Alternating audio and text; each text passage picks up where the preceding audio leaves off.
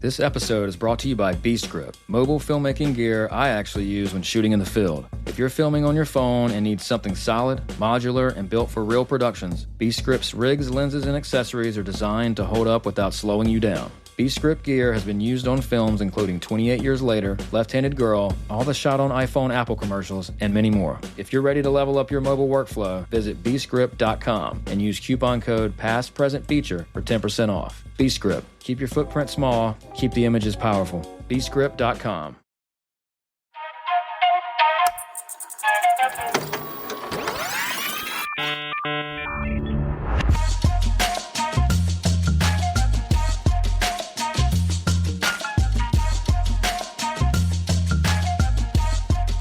Welcome to the Past Present Feature Podcast.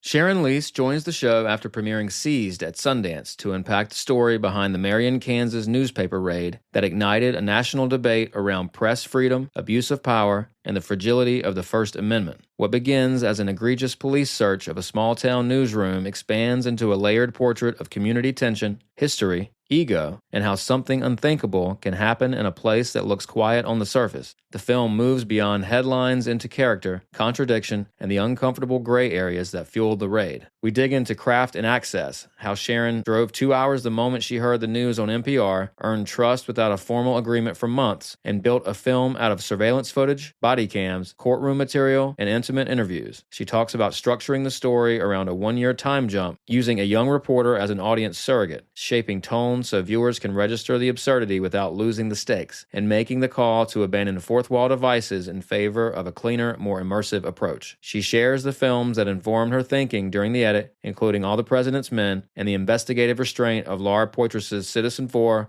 and Cover Up. She also reflects on what it meant to launch the film at Sundance amid both celebration and uncertainty in the documentary market. Advice to filmmakers: there are no shortcuts. Put in the hours, earn trust slowly, and keep showing up until the experience begins to live inside the work. I just started Googling you before we got on, and I was just wondering, how you started this. And Yeah, that's very nice of you. Well, you know what? I've always felt like I've lacked a proper network. And then I was at the Berlin Film Festival in week before COVID happened. And we went to this filmmaker brunch, and I had this wonderful, memorable 2-hour time talking to all these filmmakers. And it was like this total craft-driven engagement. And I had never really quite experienced anything like that here. And so that was part of it. And then just so social, just a very social person, honestly. And great. It's great for a filmmaker. So it kind of just all converged to where I couldn't take it anymore. And I'm like, fine, I'll do a podcast, and the whole kind of imposter syndrome. Why does the world need another podcast? And then it's like, fine, I'll do it. And then it just became this thing.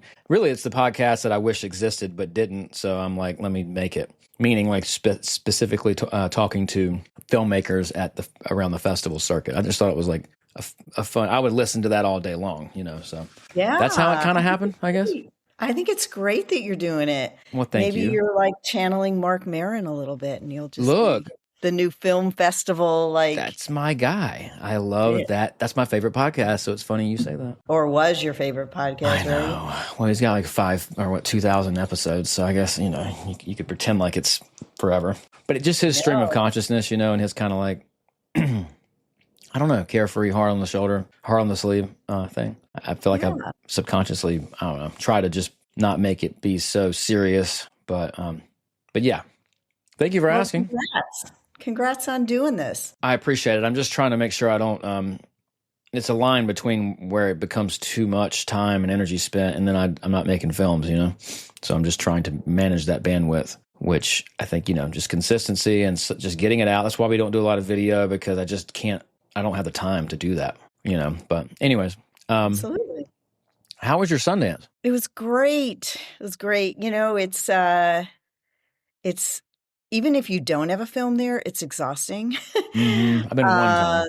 But when you do have a film there, it's even more exhilarating. So I would say I'm exhausted from it and exhilarated. So it was wonderful. Nice. It's fun. What an honor. And, it's a privilege to have your film premiere at Sundance. So how could it be bad? Right. Yeah. I mean, that was it ended less than a week ago, I feel like. I lost all track of time being there. I came back. I thought it was the wrong day for 5 days, I think. I feel like that's been my last 5 years, 6 years. Yeah, COVID kind What of. year is it, really? Seized when Marion, Kansas is thrust into the international spotlight after a police raid on the Marion County record and the death of its 98-year-old co-owner. A fierce debate ignites about abuse of power, journalism, and the U.S. Constitution. So, yeah, seems relevant at the moment. Very much so.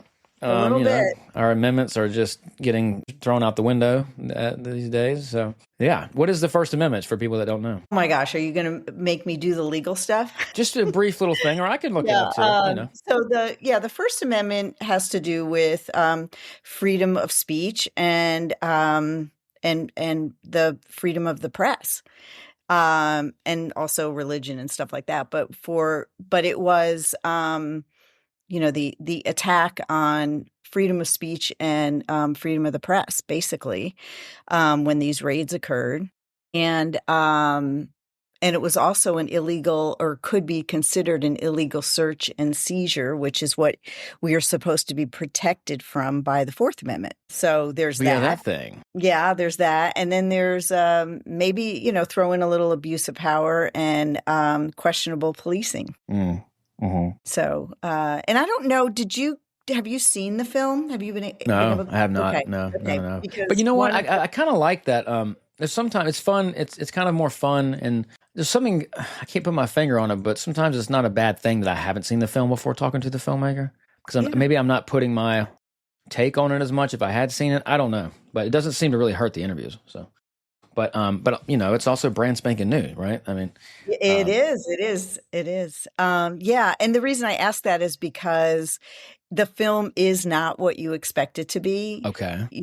I think some people, when as the way you described it, as we describe it, being about this egregious attack on the First Amendment and the Fourth Amendment, it's that is in there, but it's also a look at small town America and how things are happening in small town America. And there's some very colorful and interesting characters that you run into in the film. And at Sundance, the audiences were really got the humor that we sort of were carefully putting into the film, and so it's entertaining.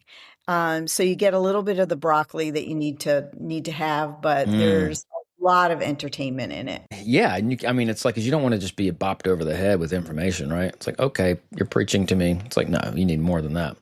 Okay, let's go back to the beginning of this. Let's go back to you, actually, the origin of you as a filmmaker. Can you tell me something about that? Like, what's your first memory of being a filmmaker? Well, I didn't know I would get into filmmaking for many years. It was kind of a late career decision, but I do recall, because I've been asked this question, that when I was in high school, I did there was an English project. It was an English media class, and I had a Super 8 camera, and I did a film about autumn to a song called Autumn by, I believe, Edgar Winter. Okay. And I had a cassette player and a Super 8 camera, and I had to make the thing sync. And so when I showed it, I had to have the audio and the video sync at the same time. So that was my first attempt. Nice. And then after I went to college for more marketing communications, I also got an MBA, and I had a marketing communications company, and I started doing things for clients that had to do with storytelling. And I started doing these like promotional stories, promotional emotional stories. And I realized that I really liked that aspect of what I was doing. And at that time, my daughter was entering high school, and I just thought about how interesting it might be to follow her, which did not happen, but to follow her friends did happen. And so I followed them. I followed the colleagues in her class for all 4 years of their high school experience. And then it became my first my my first project, and it was a series on documentary series on WeTV. And it was an 8-part series, and I followed 12 girls through high school from for all 4 years. So it was, and I loved it, and it got a lot of attention, and really brought me into wanting to stay a filmmaker. So it's like a time capsule type film where it's just a 4-year almost check in every. Yeah, it's a longitudinal look at girls going through high school from 13 to 18 years old. Some movies just work, just the time capsule element of it all, right? I mean, I'm sure there's more to it than that, but just what time travel you can kind of experience as a viewer whenever you put, say, 4 years inside of how long was that, an hour and a half? Well, it was, it probably ended up, I think they were hour episodes, and I did 8. Okay. So it was, like probably 6.5 hours. I guess Boyhood kind of comes to mind as far as just seeing so much change in a short amount of time where we can't experience that in real life. And I love that. I love that. And I did, and then I did a film. I did a few other things, and then I did a film called Transhood that was on HBO, or is on HBO. And I followed 4 kiddos who are non-binary and trans in Kansas City for 5 years. Wow. Okay. So, yeah. And then I had them, and they were at different ages, like starting at 4, 7, and 9 and 12. And then I followed them for 5 years. So that was another type of longitudinal. I don't do a lot of short projects. I've been filming this. I don't know what I'm doing or if it's going to be worth my time, but I have a neighbor across the street. I have 2 neighbors across the street. They share a curb and a hedge. They don't really talk to each other. One's a liberal and one's a Trump supporter. I'm in Los Angeles too. It's kind of crazy, but and I've been filming them every now and then, every few months or so since the election, and I'm basically just filming them both through this term. And not to be too political, but I guess just more about the kind of time capsule. What did you call it? Longitudinal? Yeah, like a longitudinal look. Yeah. So I don't know what the hell I'm doing, or if it's pointless or not. But I think it's amazing. That concept? I love I love the concept, and I don't know what you're calling it, but sharing. Well, right now the working title is a hedge is Election kind of 24. Wait, what was it? What you just said, sharing a curb and a hedge. Yeah, because the bottom line that's indisputable. That's indisputable, and then you move from that, and you start getting into the gray areas of what they share. And it's just, and there's so much kind of weird, wild, kind of accidental things where it's like one drives a red car, or one drives a red Tesla, and one drives a blue Toyota. It's like, what? Anyways, but I'm just like, I'm trying to figure out. It's like a back burner project, but yeah, no, I think just the longitudinal, the time capsule stuff. It's just like, I think it could be interesting in that way, where you're seeing like election the day before the election, then election night, then election result, then 1 year later, I think there's a power in that. I mean, I think that's what we like to see. As an audience member, we like to see some sort of transformation. And really, you can only get that with time. Well, that's what I'm hoping, is that the Trump supporter and the, all characters, but I hope that he can go have some sort of arc, as opposed to just being like I'm not sure how to work with that. But anyways, we don't have to talk too much about that. I'm in the process of that. I'm sure there's only another 15 years to go with that. Maybe I just film him the rest of his life and see how it affects him, when he's 50, 55, 60. Yeah, I think that's great. And interestingly enough, Seized does start, we see the inciting event with body cam footage and surveillance footage of these of the raids on the newspaper and the raids on 2 homes. And then we cut to a year later. Okay. So we're doing that too. Well, let me ask you this, as far as Seized, like, how did this start? I mean, what made you want to tell this story?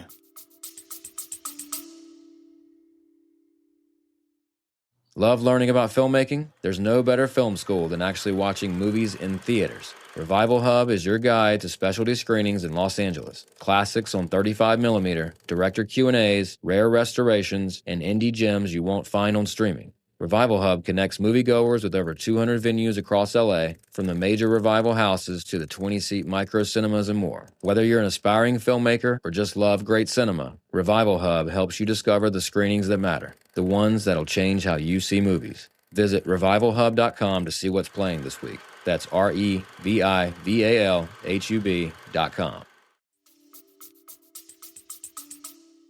So I live in Kansas. I did grow up in New York, but I live in Kansas now, and which is a whole other podcast. But I was in my car listening to NPR, as a good citizen does, and I heard that this raid had just occurred in Marion, Kansas. And I'm in a suburb like right outside of Kansas City. So Okay. Which I I was in Kansas City about 6 months ago. Cool town. really, Yeah, just for a but little shoot. Yeah, yeah. I was like, okay. whoa, kids. I didn't know what to expect, but I'm like, it's a pretty town. This is a cool town. And it's very interesting, the whole two Kansas cities. Anyways, a whole Yes, other I know. And conversation. everyone always says, which Kansas City are you from? But Kansas City, Kansas is not as well known as Kansas City, I was like, Missouri. ooh, the conflict here. Ooh, the Yeah. juxtaposition here is very interesting. So I was in my car and I heard about the raids, and I didn't know where Marion, Kansas was. I did come to find out that it was about 2 hours away from me, but it was shocking what was going on. And then within 24 hours or so, the 98-year-old co-owner of the newspaper died right after being traumatized by having 7 officers in this tiny town raid her house, looking for her cell phone and looking through the computer and everything else in the house. So I was thinking, oh, this is something where everybody's going to want to do this documentary. Everyone's hearing about this right now, and they're going to want to do it. And it wasn't my typical story to tell, because as I was mentioning, I did things that start with very intimate stories and where I know who the people are and kind of have an idea of what their story, how interesting and compelling their stories would be as characters. And so like when I did Transhood and I did High School Confidential, and even when I did The Flag Makers, it started with a place and people. And then I branched out into the themes that were very relevant and that you would see going on in the country, and important topics to talk about. But so this one, I was a little hesitant, and but then I kept hearing more and more about it, and then I realized that that all of their electronic devices had been seized, so other filmmakers weren't able to get a hold of them unless they Mm. went there, and I could get there in 2 hours. Ah, So I got in right. the Okay, the proximity. Okay. yeah. So access is key. And so Bam. I drove 2 hours and waited in line basically with journalists who were waiting to talk to Eric Meyer, the editor, and got an audience with him, and in between his doing interviews, and just kept talking to him about what a film would be like, and what to expect. And he was kind of on board immediately with at least telling the story. He knew he wanted this story to get out there. And I'm sure um, you had a nice enough track record to where you weren't just some film student. yes. It trust in you as far as, oh, Yes. she's done some Yeah. I mean, things here. we had to trust each other, because he had to trust the story in my hands. And, we did not have an agreement, an official agreement Sure. for at least 6 months. Yeah, yeah, And handshake kind of situation. yeah, if I can just start filming and you can get to know me. And he was such a tried and true journalist that he said, you got here first, so you get the scoop. Nice. But So also you can push people away by having them sign something or be so formal so quickly too, right? Wouldn't you say sometimes in the documentary yeah, process? absolutely. I mean, Yeah. that's a really precarious situation when you want people to commit to just you telling your story, especially a journalist, because Mm, Eric was like, I want everybody to tell my story. I don't care. I'm going yeah. to show it to everybody and tell everybody. And then, And you're just like, whoa, whoa, over whoa, whoa. I had to explain like exclusivity, what that meant to a filmmaker, and being able to have a viable project. And there's such an interesting kind of strange space between not wanting to push somebody away and lock down their the exclusivity, but and then also making sure that you are protected. Also, going through, you've got to take a little bit of a leap, I feel like, but you got to get something at the end of Definitely. the day, right? Once you That's maybe right. have, you got to get some sort of sign off. Um, Right.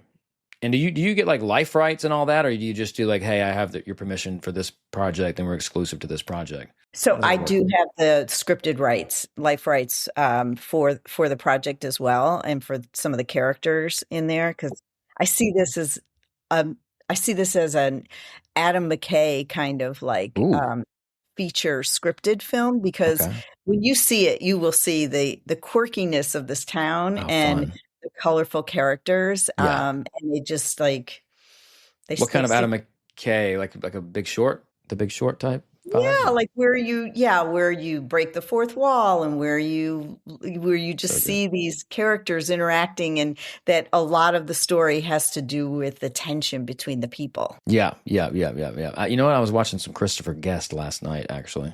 Just as far as breaking the fourth wall and the quirkiness of it all, and the kind of what was I watching? Best in Show. Um, just like, oh, it's so fun to like break through that form. I mean, whether it be a fiction piece that's disguised as a documentary or vice versa. Yeah, and we played with that quite a bit, but then ultimately did not use it because we had so many other things going on. Okay.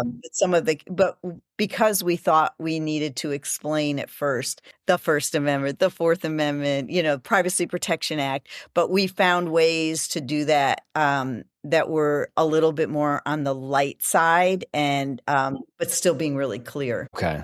Did it feel kind of too cute as far as them, just too superfluous at the end of the day, them breaking the fourth wall? Is that why you cut it? Yeah, I guess well, I wasn't sure how it was landing, and I knew that it was going to be a huge investment in production time if we really wanted to lean into it. And Hmm. so we played with it. I did it like one day of filming. But then I thought, maybe we should have other characters breaking the fourth wall, not just one.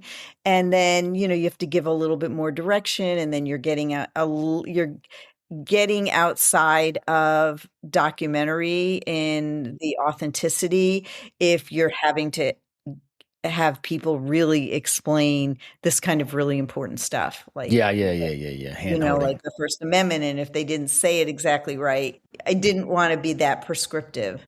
So was it more of a? I have not seen the film. So is it more of a verite, kind of like not acknowledging the camera type approach, or was it? Well, for one, we had an extensive amount of body cam and Sure. surveillance footage, so it was like a 10 camera shoot for in verite, telling the story of the raids. As Eric Meyer, the editor, not only had surveillance foot cameras in his house where he lived with his mom, and he also had surveillance cameras at the record, and then there were 7 police officers, and Dang. so they all had their body cam, and they went to 3 different locations. And so we have them in their car, we have them talking to each other, we have them saying leaving the scene after this woman is so traumatized, saying, "Let's talk about this over pizza, guys." And so there's a lot, and then they're kind of Keystone Cop-ish also, because they're reading Miranda rights when they're not arresting them, and then they don't know the Miranda rights. So I mean, it's just lots of interesting footage in there. So there's that verite, and then we follow a young reporter who starts at the Marion County Record a year Ooh, after the raids. So through cool. his eyes, we get to see his reaction and his curiosity about what happened and why it happened. Because you're always, And whenever you're telling a story through a character who's also new to the situation, it's almost like the audience and he or she are together, right? Kind of thing. yes, It's a good device. exactly. Yeah. Yeah. Yeah. It's not like, Yeah. hey, audience, this is for you. It's like, no, this is for the character that you're watching, but also it's kind of the same thing. Yeah. Yeah. Right. And that's Yeah. what I'm seeing in the reviews and what people said after they saw the film, that they really that's how they saw him, as kind of a surrogate for them. These are the devices that really seem to work. This is the film language, the storytelling language, right? That really does that is effective for a viewer. Because you don't want to hold the hand, but you still want to get across certain things. I want to see this Yeah. movie. Wait, so do you have talking heads? Do you have people looking and acknowledging the camera at all? Or is it straight kind of like the movie Collective, the Romanian Oh, journalist? so it's there's definite verite, fly on the wall kinds of stuff. And then we have some pretty intimate, extensive interviews that Okay. help to explain along the way, and some that are really emotional. But it's all like Derek Boonstra was the editor for this, and he's just brilliant, and he really helped with putting together and intercutting all this body cam footage, surveillance footage. We also had graphics, and we had and then we had the interviews, and we were also telling the story of what happened from a year later, like through courtroom footage, and because there's a trial and there are lawsuits. So it's also, I mean, I feel like it goes pretty quick, and that's what the feedback that we've gotten, because there's so many things happening. And I think the interviews only service the story, the verite that's happening. Got you. We're going to be at True False in a couple weeks. Oh, you are? If you're Oh, going to nice. go there. So Sundance is your world premiere. Where's your world Yes. premiere? Didn't you have Yep. True False? That's great. And so, I mean, what else is coming? What's the future look like for this film beyond? Do you have any distribution lined up? Have you been talking to folks? Not yet, but You sound close as you're talking. There's some interest, and it's exciting, but you never know. Yeah, You never know, yeah. especially these days. It's not easy. Well, look, can we talk a little bit about the doc space these days, as far as the market standpoint, as distribution and all this? It's very difficult. It's like, what is a good deal these days is my question. What is a good deal? Whether it be with a production studio or a distributor, like, what is the goal? Is to answer that, it's a second question. What is your goal that determines? And my goal is to get as many people seeing it as possible. Chances do you take? And you know what I mean? But also, I don't want to just go to a medium high festival. I want to go to the top, and you need to be with the right team, I feel like, to increase your chances with that. Yes. It's all about what you can leverage, I think, and what you can live with. It's not a good idea to sign an agreement that you feel that you don't feel good about. And like the lawyers will say, like, if everybody feels like they gave a little too much, then maybe it's a good deal. But everybody's got to feel that way on all sides. Oh, yeah. And I understand it's a give and take, but it's also just like, what is the alternative? I've already done it on my own, and I saw how far I can get, and it was cool, but I'm like, I want more, you know what I mean? And also, I don't have the relationships exactly. I don't have the track record exactly where I need to break through. And I'm also thinking about next projects. Do you know what I mean? It's a weird thing. Absolutely. It's a weird thing. I'm just thinking about career and me and social cachet of it all, because you have the film, and then you have different versions of the film that could be better, but you also have the perception and the perceived value of the film, right? And that's, a lot of people just think something's more valuable because it's in XYZ festival or it's on XYZ platform, just what it is. So yeah, I know. Well, it was interesting for my film. I kept thinking that I needed to attach auspices, and I didn't. And then at one point there was a very high profile, very visible, attachment that came my way.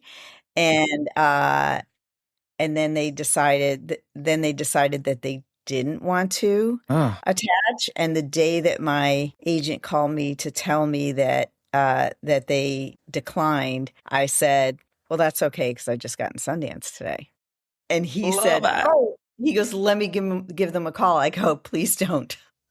Please don't. Just take a moment of silence for that person's bad it was mistake. It was an interesting Good for moment. you. Gosh. Thank gosh. I mean, that's some good timing right there. That's some good old timing right there. Right? Because you would have been probably down like all of us. And if you didn't have that Sundance not crutch at all, but like that Sundance to prop you up. Because what else you're in a Sundance. Like, what else would you have needed? You made that to the promised land. Right. And that's one of the things I was hoping, that I would, if I had someone else attached. So, And they gave up. Why? Why did they decide not to? They never really give you a good reason. They never give you a solid. I mean, they never give you a reason that you can say, "Oh, I see." It's and always, then I'm like, no, I need a real reason. I'm like one of those it's people. not our sensibility. And then you're like, really? Okay. But it's also like they committed, and then they committed. Is that? Well, they didn't commit. They were just okay. They were interested. Okay, signaling that they were very interested. Sure. Okay. All right. Well, hey, Do you think if they would have known you gotten into Sundance, they would have committed? I don't know. I Oh, do know that my agent wanted to call them back to see if maybe they wanted to change their mind, and I didn't want to know. got you. Yeah, okay, got you. Well, that's cool. I like that story a lot.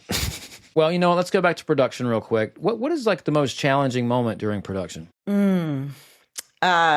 In this particular production, I would say one of the biggest challenges and like hurdles that we had to that we encountered was that the town, we had the paper on board, and we knew that they wanted to tell this story. But there were these people in town that for at least a year would not go on camera, but would continually stop us on the street or when we were filming and say, there's another side to this story. You haven't heard it yet, and you really need to know. And we would say, well, tell us. And they were very reluctant to talk to us. And so that was a big hurdle that we had to overcome. And it took a year. We finally sat down with the mayor, and we dispelled myths like the paper hired us to do a documentary about them, and that Presumptions. and that we were not interested in hearing other perspectives. And so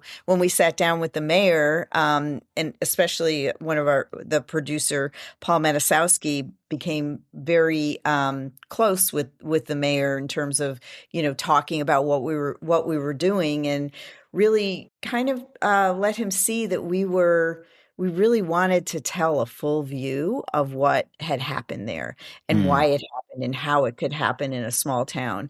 And once the mayor understood that and really started to trust us, he brought other people into the fold so that they would do interviews as well. And so then we got this panoramic view of why these raids occurred, because it wasn't as simple as the paper did, that the police thought the paper did something wrong. Yeah, can we talk about why they did it then, without spoiling it, or should we buy it? Well, it's not even a spoiler kind of thing. It's more of you need 90 minutes to understand fair enough. how this happened, because it was so inexplicable. Yeah. When you boil it down to what really happened, it's like, what? That's why they. So is it based on? Is that more presumption that I'm sensing, based from someone that then led them to an action? Oh, well, there were lots of people involved with lots of different motives. Yeah, and so you could pin it on this person, you could pin it on that reason, you could pin it on lots of different things. You could go back to, in history, the relationship between the paper and the community and the tension that was festering for years. So, or it could be this cop that just came to Marion, Kansas, that wasn't vetted properly, and maybe had a girlfriend he wanted to impress. So there were all these different reasons why it really happened. But so those are explored in the documentary. Got you. Okay. Were you editing while you were shooting? Of course you were, right? Or We back and were. forth? We filmed for a year and a half and then started editing. And then we were doing, we were like, changing. We need this. We need to go back to that. Changing the Yeah. tires. I've never heard that. That's good. That's checking the oil. So we were editing, and so then we would send so, and then even we got one of the most important, powerful interviews from one of the cops that was involved in the raid in October. I mean, we had already submitted our film to Sundance, and we got this next interview, and we're like, boy, should we do it? I mean, Paul was talking to this officer, and I was like, I don't know that we want to really change what we have in there. And then we were like, well, we have committed to listening to all the people who want to talk to us. Wow. And you think it helped? Oh, it was an amazing addition, and it comes early on, and it almost appears. I mean, I didn't realize this, but it did appear like he talked to us very early on because of where we placed it in the edit. Got you. Cool. And then Sundance they were able to rewatch that, the updated cut. as you know, or do you know? You never really know Never because know. you update and you let them know, and then you don't know when they make their final decision. So Who did you talk to? I guess who made the phone call? Did you get the phone call that you were into Sundance? I Talk about did. that. Oh my gosh, it's like the moment you'll always remember. It was my second time getting into Sundance, but I had a short the first time. This was felt a little bigger. And the stakes seemed higher, and I knew that it was, so few. So I was getting anxious, and then I started feeling like something's gonna happen. I was like feeling it in my bones. And then I You was felt like you on felt good. You felt good about it. I did. I checked Vimeo. It wasn't like there were a lot of views, but I know Yeah. you talked about that on one of your Yeah. podcasts, that you don't know because there's ways to mask it, and if they watch it all together, that could be five programmers watching it in one viewing in a room. One view could really be five views. So you Mm-hmm. don't know. And I was on a Zoom like this with my editor, as we did most every day. My phone was ringing and I didn't recognize the number, so I didn't answer it. And Mm-hmm. then they didn't leave a message. And then 5 minutes later, I got a text from Sudeep Sharma, who's one of the senior programmers, and and it was just like, "Hey Sharon, this is Sudeep. I'm a programmer at Sundance, and I have a question for you about your film. Can you call me?" You're like, Like, and so I hold the phone up to my editor and I show him and I go, "Gotta go." And then I was shaking, and I called him, and he told me that they loved the film, and that they would like to invite me to Sundance. That mm, was the question. So I'm like, mm-mm. yes, yes, Ah, yes, it's yes. And I wonderful. started crying, and he got emotional. And then, as filmmakers, we're curious and we ask questions. So I'm like, "Is this the best part of your job?" And he said it is, and it was Yeah. great. Nice. Oh, that's so special. So great. Okay. Yeah, So it was then really. you were still cutting at that point, or were you? Were you cleaning it up? Were Oh, you? yes. Yeah. Yeah. Yeah, we were cutting through December. And then I so mean, January. sound mix and design and color. How did that look? You didn't just did a quick, and I don't know. Tell me about that. It wasn't quick. Yeah, we were a little late, which everyone is when they deliver to Sundance. Hmm. Not too late, but just a little late. Tweaking, tweaking, But tweaking. we were doing color and sound, and we were doing color as we were doing color as we were still locking the film, because they can just overlay it on. So it was like we were doing everything at once. But knowing that you were going to Sundance too, it's like, let's go. Yeah, Yeah. it was exciting. Right. And the last Sundance at Park City too. How was that? What was the vibe like?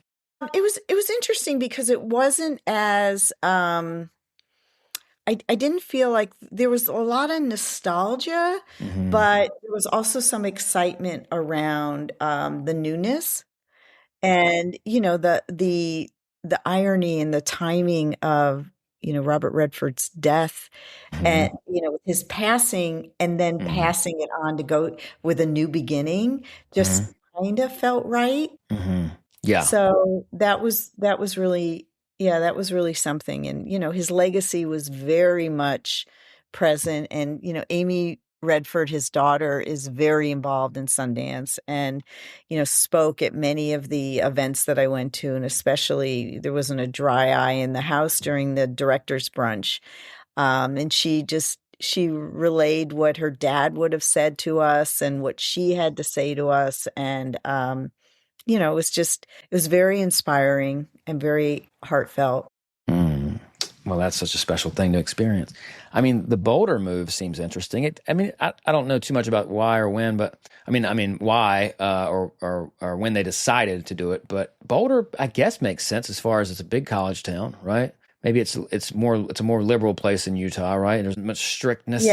I guess it makes sense in that way. I guess people are so used to Park City. I'm glad I went the one time that I did, just to Mm. have experienced it, and it seemed very special. But It was not. It wasn't really convenient getting to, It's so hard. And I tried to tell people because I had a lot of, friends and family who wanted to come to support me at the premiere. And there's really no preparing people for what you have to, uh, I don't know. The way you have to navigate around Park City is it's difficult.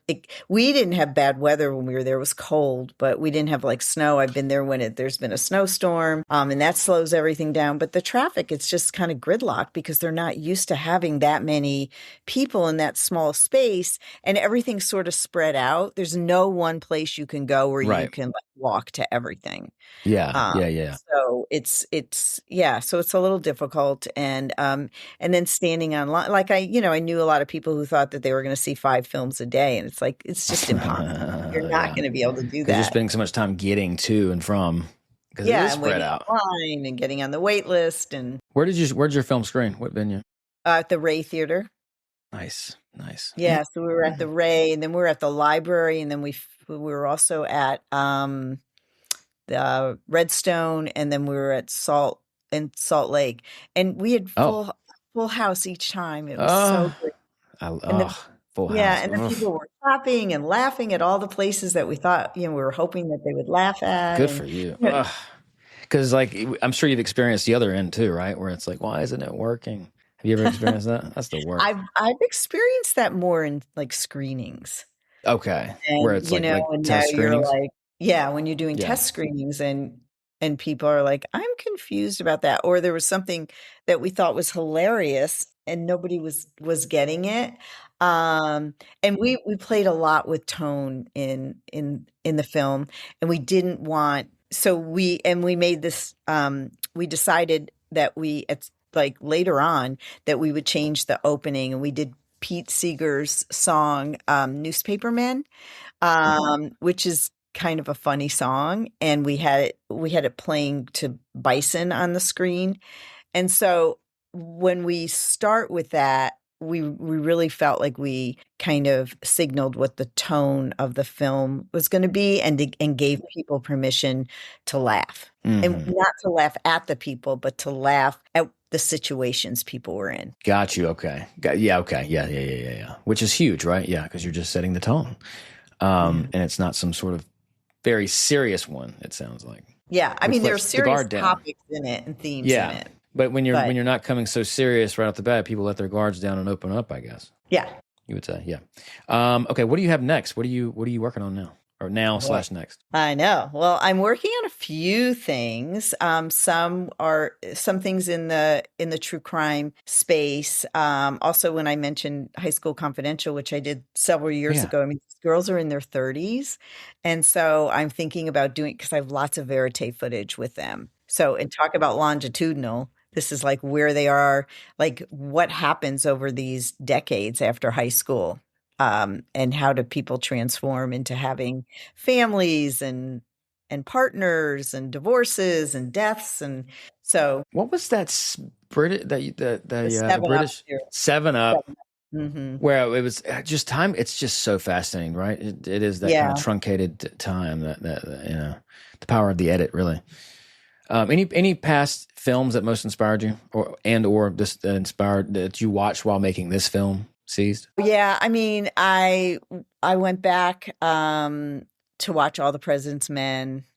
I also while we were editing, I watched Cover Up. And because I love Laura Poitras. I mean, I just think her work is so I watched it amazing. the other day. Yeah, a week ago. Yeah, it's clean. It's just clean and Yeah. tight. Yeah. Yeah. Yeah. Well Yeah. done, and like one of the best archival use filmmakers. I feel like just makes Yeah, it and when very there's something engaging. haunting, she can really bring in, because I felt like I saw throwbacks to Citizen 4, was that what it was? Citizen Okay, 4. yeah, Um, which she also directed, right? yeah, and Yeah, won an Oscar for. that's right. That's right. Um, The I, Snowden I one. s- yeah, so I saw like things that were haunting in that, in the same sort of tone at times. So that was really interesting.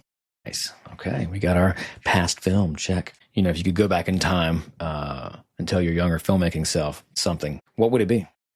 I would tell myself to just make sure to put in the hours, and that you really need that flying time, and you need to really just keep going and not, I mean, students always, ask me like, how do you do it? And how you do it? And I just say, you just have to do it. You have to like get your crew together, or you need to pick up a camera and just keep trying to tell the stories, because,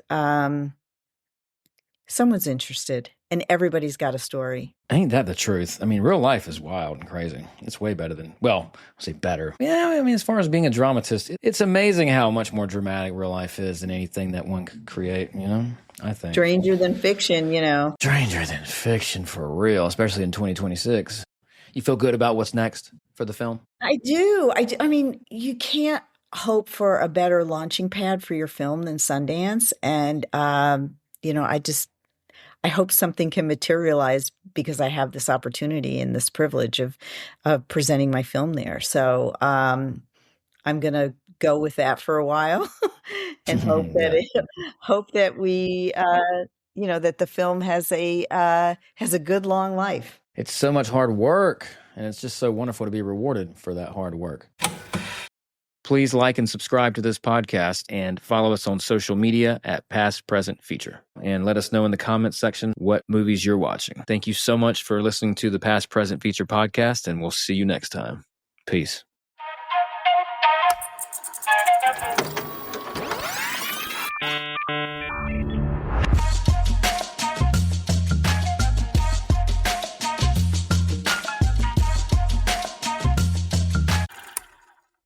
Introducing the Past Present Feature Film Festival, a new showcase celebrating cinematic storytelling across time. From bold proof-of-concept shorts to standout new films lighting up the circuit to overlooked features that deserve another look. Sponsored by the Past Present Feature podcast and Leica Camera, all films screen in Hollywood using Leica's CineWay projector. Submit now at filmfreeway.com/past-present-feature. The past, the present, the future of film, all under one spotlight.